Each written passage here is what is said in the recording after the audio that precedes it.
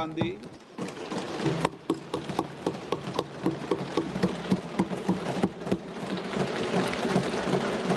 Thank you. Thank you, Speaker, sir, for letting me speak on this really important matter.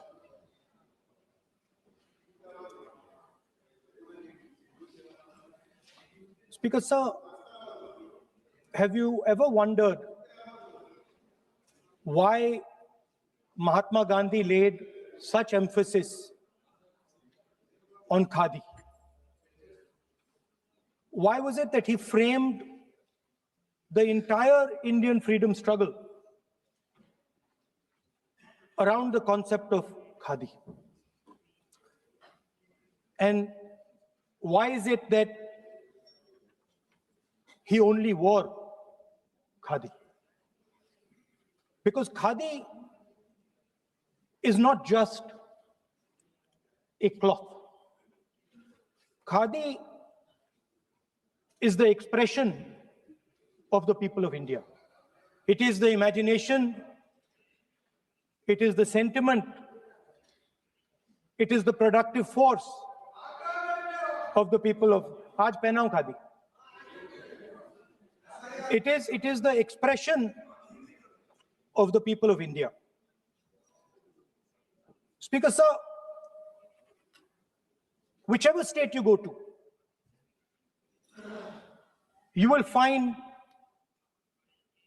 different fabrics. There's the Himachali cap,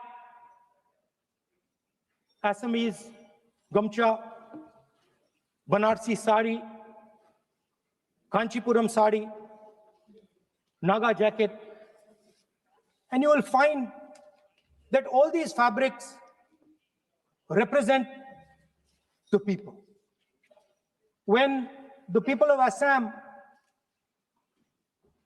give you the gamcha, they're not just giving you a piece of cloth. They're giving you an expression. They're giving you a piece of their history, their tradition, their future, their imagination.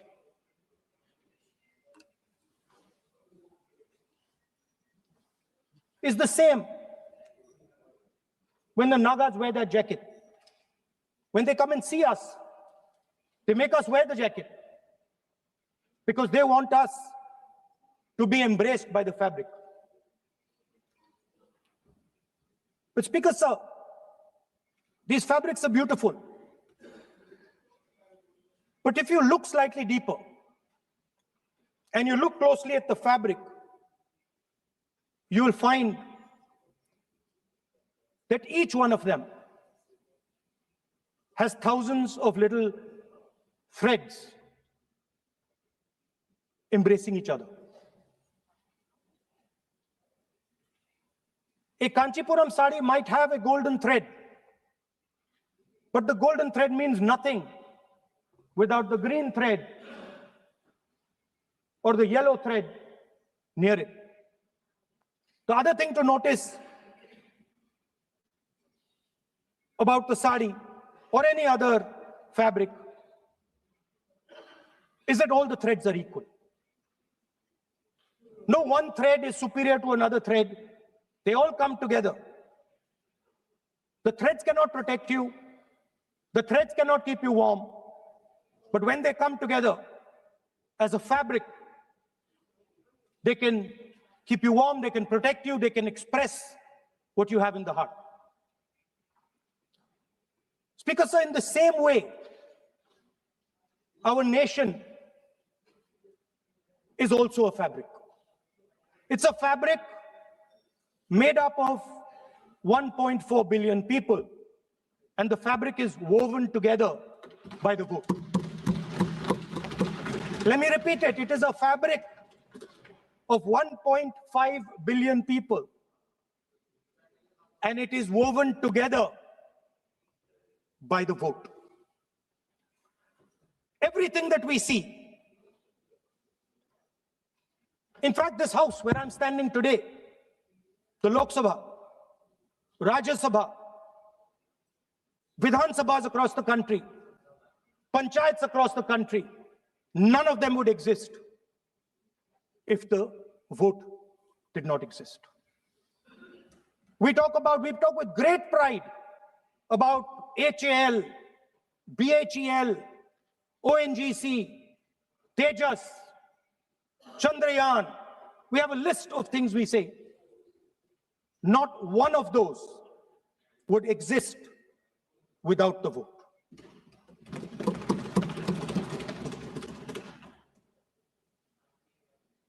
Speaker, sir, it is the idea that every thread, every person in the Union of India is equal that disturbs my friends in the RSS. They are happy to see the fabric, but they cannot stand the idea that every single person in the fabric of our country, regardless of what religion they come from, regardless of what community they come from, regardless of what language they speak, should be equal. Because they fundamentally do not believe in equality. They believe in a hierarchy, and they believe that they should be on top of that hierarchy. Speaker, sir, on the 30th of January, 1948, 3 bullets pierced the chest of Mahatma Gandhi. Nathuram Godse assassinated the father of our nation. Today, our friends do not embrace him. Today, our friends have pushed him away. It's an uncomfortable truth. But that's not where the project ended. You see, as I said, everything has emerged from the vote. All the institutions have emerged from the vote.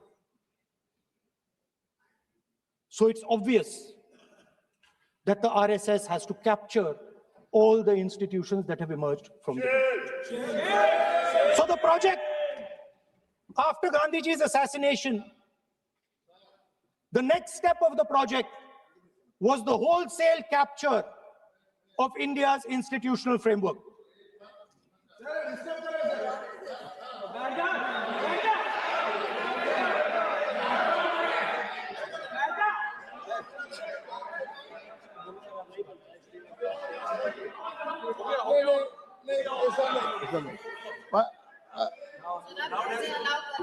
So what is this, sir? Sir, अभी नहीं कहना होगा आज I'm doing. मैं बुलाता हूँ please बैठिए So, please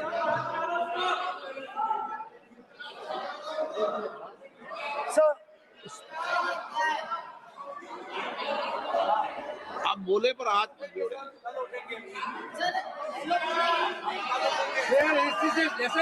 sir, these are uncomfortable truths, but they have to be spoken.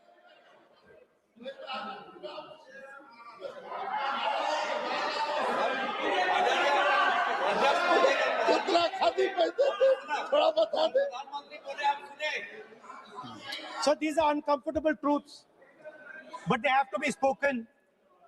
My friends don't like the connections I'm making. They're disturbed by them. It's obvious. Speaker, sir, so after the father of the nation was assassinated, his vision of an equal India, of an India where institutions belong to the people, had to be destroyed. And so the process started, and the RSS attempted to capture one institution after the other. And I will give some examples so that it is crystal clear that this is the case. Everybody knows how vice chancellors are placed on top of Indian universities today. Every single person knows this. You go to any university, you speak to any youngster in India, he will tell you that it does not matter whether the professor has qualifications. It does not matter whether the professor has a scientific temperament. The only thing that matters is the professor belongs. माननीय सदस्य, एक minute, माननीय सदस्य, चुनाव सुधारों पर चर्चा हो रही है। सर, ये मैं उसी पे कर रहा हूँ। आप किसी भी संगठन का नाम जो इस हाउस में उसका नाम ले लें। नो एलओपी है तो इसका मतलब ये नहीं है। एलओपी का मतलब नहीं, आप जनरल बात बोलो। आप राष्ट्रपति भाषण में बोलिए जनरल बात। सर, हम लोग सुनना चाहते हैं। स्पीकर सर, हम लोग सुनेंगे शांति से। हम लोग शांति से सुनना चाहते हैं और ये आप लोग सुनिए ना क्या कहना चाहते हैं। धमकी देंगे आप? हम लोग सुनने के लिए बैठा है। अभी तक नेता प्रतिपक्ष एक शब्द चुनाव सुधार पे अभी तक आया ही नहीं है। संसदीय कार्य मंत्री बोल रहे हैं। मैं स्पीकर के परमिशन से ही बोल रहा हूँ। हम सुनने के लिए बैठे हैं। अरे हम सुनने के लिए बैठे हैं। नेता प्रतिपक्ष चुनाव सुधार के लिए जो सुझाव देंगे सुनने के लिए तो हम बैठे हैं, लेकिन चुनाव सुधार को नहीं बोलते हुए कहा जो इस सदन से कोई वास्ता नहीं, जो संगठन उसका कहानी किसी और का बोलना ये कोई उचित नहीं है। समय बहुमूल्य है, समय का मर्यादा भी है।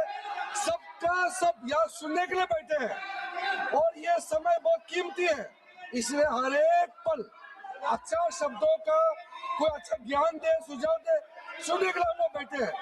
मेरा एक सीमित अनुरोध है नेता प्रतिपक्ष से, आप विषय पर ही रहिए।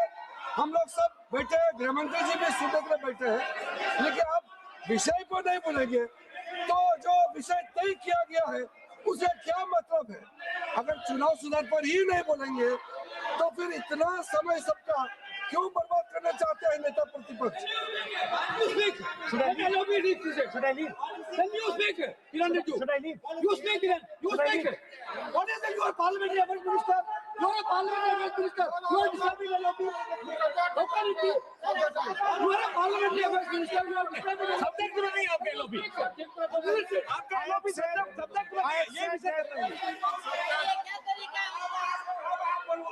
The discussion, one second. The discussion is about the vote and electoral. The discussion is about the vote. एक मिनट सर, मुझे बोलने दीजिए। एक मिनट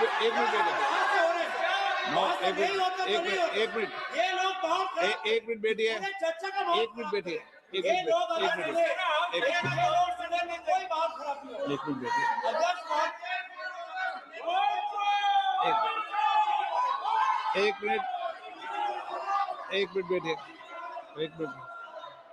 माननीय सदस्य मैं बैठे बैठे अनऑफिशियली बोल रहे हैं, उस विषय बोल रहे हैं। सदन की गरिमा को बनाए रखें, आसन को चुनौती देने का प्रयास मत करिए, ये ठीक नहीं है। Speaker sir, I want to make it very clear.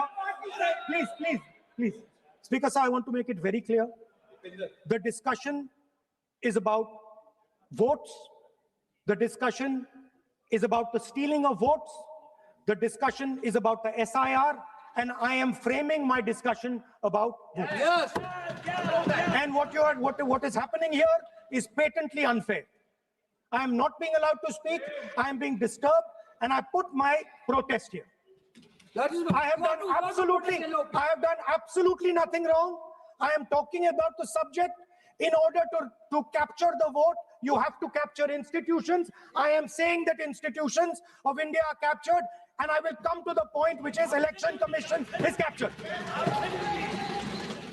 So the project of the RSS was to capture the institutional framework of the country. And I said how the education system has been captured. Vice Chancellor after Vice Chancellor after Vice Chancellor is placed not on merit, not on capability, not on scientific temper, but on the fact that he belongs to a particular organization. Second capture which helps in destroying democracy. The capture of the intelligence agencies. We have the Home Minister sitting here. The capture of the CBI, of the ED, of the Income Tax Department.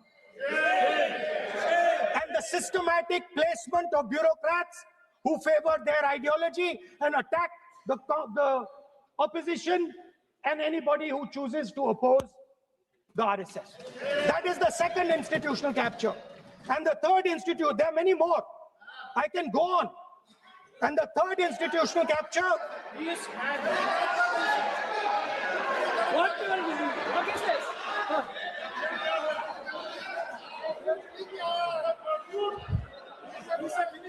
मानिए please मानिए.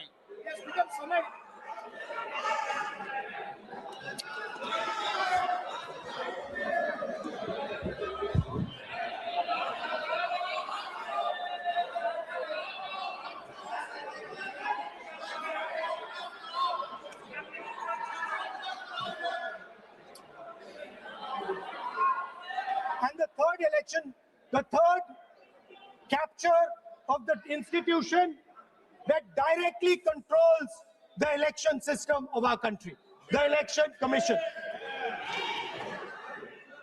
Now, I'm not saying this without proof. I have put forth adequate proof about how the Election Commission is colluding with those in power to shape the elections. But I want to ask three questions first, which will make it very clear that the BJP is directing and using the Election Commission to damage India's democracy. The first question, why is it that the CJI was removed from the selection panel of the election commissioner? What motivation could there be to remove the CJI? Do we not believe in the CJI? Of course we believe in the CJI. Why is he not in that room? I sit in that room. It is so-called a democratic decision. On one side, Prime Minister Narendra Modi and Mr. Amit Shah. On the other side, the leader of the opposition. I have no voice in that room. What they decide is what happens. So the first question, why is the Prime Minister and Amit Shah so keen on choosing exactly who the election commissioner is going to be? Second question, and even more devastating question. No Prime Minister has done this in the history of India. In December 2023, this government changed the law. They changed the law to make sure that no election commissioner could be punished for any action they take while they are election commissioner. Yes. Immunity. Why would the Prime Minister and Home Minister give this gift of immunity to the election commissioner? Why would they need to give this tremendous gift that no Prime Minister has given ever before to the election commissioner? Yes. Mr. Shah is looking into the ceiling. Maybe he will answer this question when he speaks. And finally, why was the law with regards to CCTVs and the data that they contain changed? Why was a law put in place that allows the election commission to destroy CCTV footage 45 days after the election? What is the need? The answer given is it is a question of data. It is not a question of data. It is a question of stealing the election. Now, what is the result of this institutional capture? What is the result of controlling the Chief Election Commissioner and the Election Commission? First of all, we have a set of election campaigns that are tailored for the Prime Minister. 3-month, 4-month, 5-month-long campaigns are taking place so that the Prime Minister's schedule can be fitted in to the program. Second, we have a Brazilian woman who appears 22 times on the voter list of Haryana. Please. No. 22 times this lady appears. एक minute please एक minute. आप नेता प्रतिपक्ष है, मैं इस तरीके से सदन की कार्रवाई नहीं चलने दूंगा। ये सदन है, सदन की गरिमा को बनाए रखें। आप सदन की गरिमा से बोलेंगे तो ठीक नहीं, जैसे सदन नहीं चलेगा। नो, गलत तरीका है आपका, नहीं होगा। आप ले रहिए, आप ले रहिए। नहीं, माननीय प्रतिपक्ष के नेता, आप पहले अपने सदस्यों को समझाइए। नहीं चलेगा, नहीं, ठीक नहीं है। नो, नहीं, बिल्कुल नहीं चलेगा। अगर आप सर माननीय प्रतिपक्ष के नेता, आप अपने सदस्यों को गरिमा समझाइए। सर, बट ये तरीका आप इतने सालों तक यहाँ पर रहे, ये तरीका उचित है क्या? सर, विरोध का तरीका होता है, लेकिन ये उचित तरीका नहीं है। तरीका इधर भी नो, उधर का तरीका क्या है सर? नो, सबका तरीका उधर से होगा, उधर से ही बोलेंगे, इधर से बोलेंगे, सब जगह से बोलेंगे।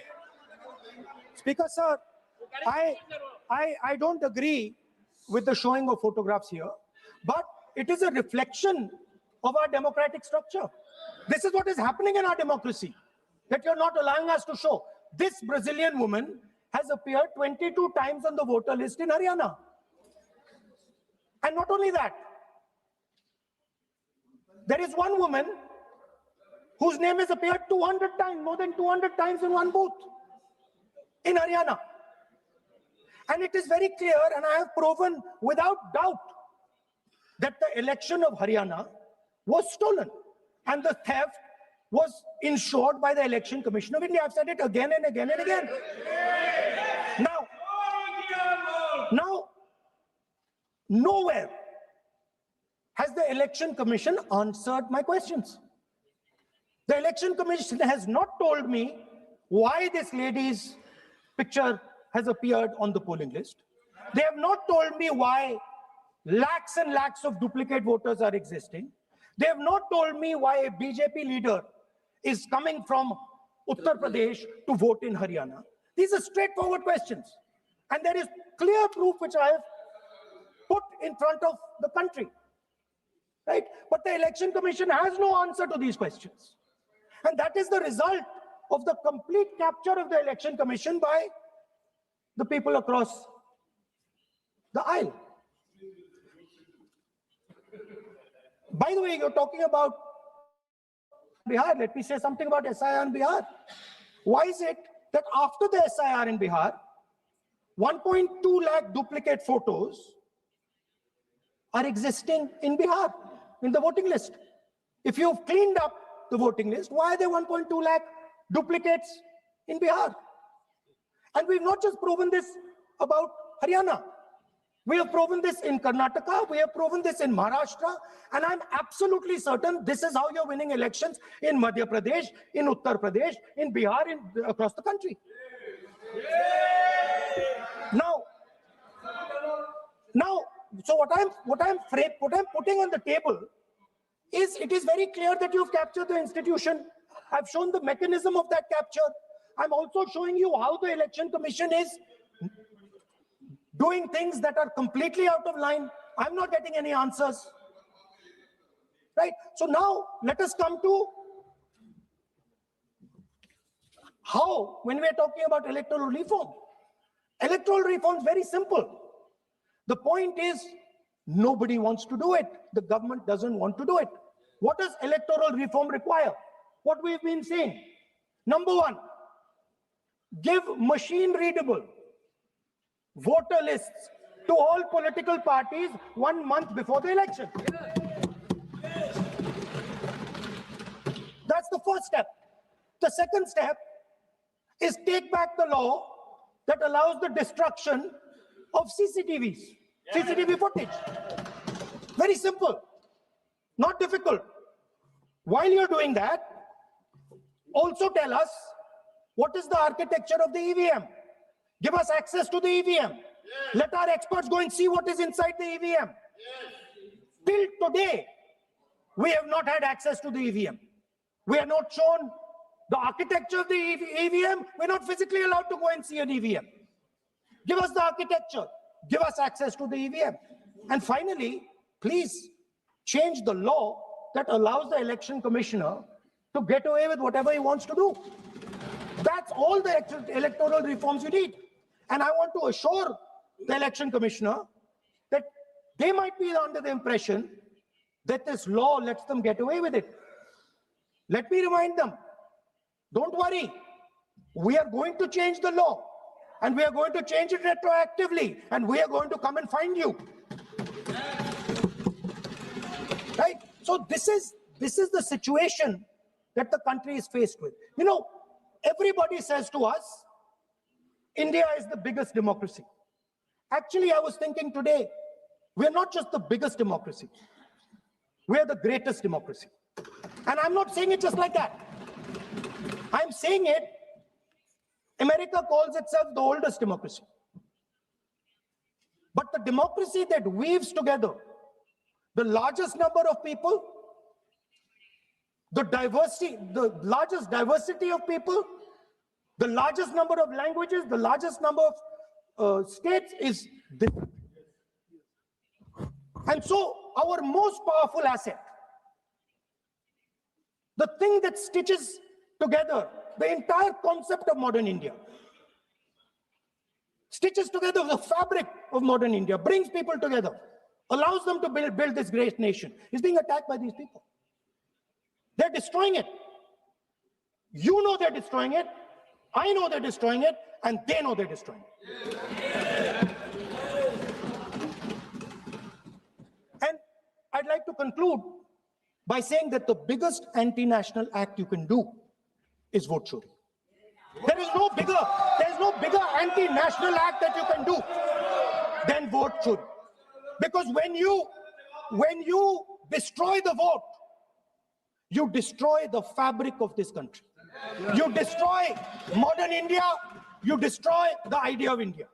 So I'd like to conclude by saying vote chori is an anti-national act, and those across the aisle are doing an anti-national act. Thank you.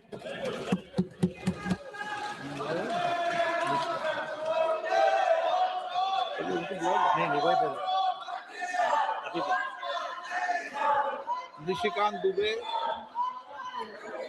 धन्यवाद सभापति महोदय। क्या बोला भाई? आए थे हरिभजन को ओटन लगे कपास। पौधा पहाड़ निकली चुई। शहीदों की चिताओं पर खड़ी कांग्रेस जिसने भारत को विभाजित किया, आज राहुल गांधी के बयान से मुझे लड़खड़ाती हुई नजर आई सभापति महोदय। ये संविधान की बात करती हुई नजर आई और मैं 1976 का ये पूरा डिबेट लेकर आया। ये संविधान कैसे कांग्रेस ने तार-तार किया, इसका कोई जवाब नहीं। केवल संविधान की ऐसे किताब नहीं होता है कि शिकारी आएगा, जाल बिछाएगा, दाना डालेगा, उसमें कोई फंसना नहीं।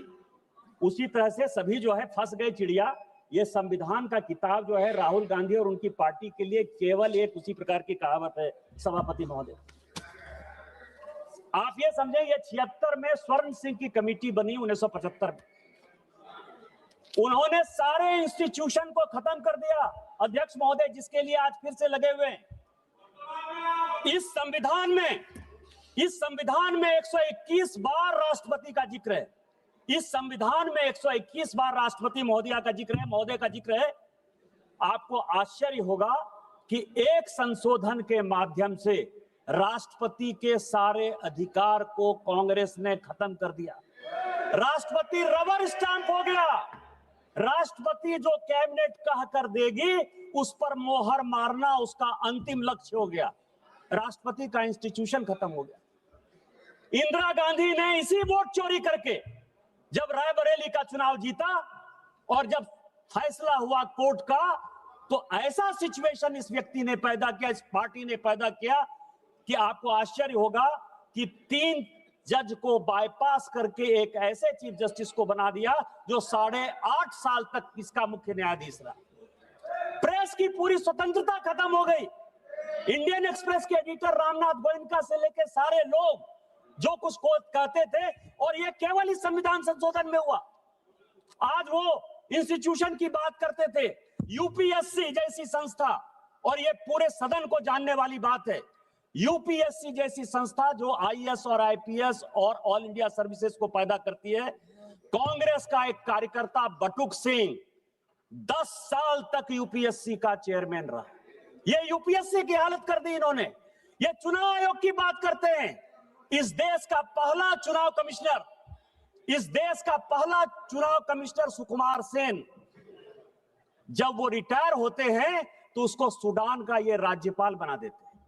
वीएस रमा देवी जब रिटायर होती है उसको हिमाचल का गवर्नर बना देते हैं। टीएन शेषन जब रिटायर होते हैं तो उसको अहमदाबाद में भारतीय जनता पार्टी के खिलाफ कैंडिडेट बना देते हैं। और एमएस गिल जब रिटायर होते हैं तो वो इस केंद्र के मंत्री 10 साल तक इसी सदन में रहते हैं। किस चुनाव आयोग की बात करते हो? किस ईमानदारी की बात करते हो? किस पारदर्शिता की बात करते हो? कौन सी कांग्रेस की बात करते हो? सीबीआई की बात कर रहे थे। अश्वनी कुमार जो सोनिया गांधी जी और राहुल गांधी का सिक्योरिटी अफसर था, वो सीबीआई का डायरेक्टर बनाया जाता है। रंजीत सिन्हा जो कांग्रेस के अहमद पटेल के यहां रोज बैठता था और जिसकी डायरी पकड़ाई कि उसने कांग्रेस के कितने नेता कब कहां गए, उसको सीबीआई का डायरेक्टर बना देते हो। कौन सी बात कर रहे हो यार?